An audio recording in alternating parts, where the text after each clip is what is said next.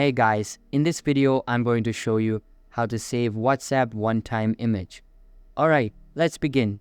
So first of all, before opening your WhatsApp chat, you have to make sure to turn off your internet and turn on the airplane mode. Once you do that, you just have to start by opening up your WhatsApp and select that image that you want to go with. And once you have opened that image, you just have to take the screenshot immediately.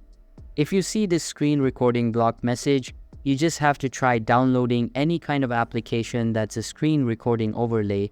So you just have to install that from your App Store or Play Store. Once you do that, you can simply open your picture again and then you will be able to take the screenshot. So that was the process of how you can save WhatsApp one-time image. So that's all for this video. I hope you found this video useful. If you did, make sure to like this video and subscribe the channel. See you guys in the next video. Thanks.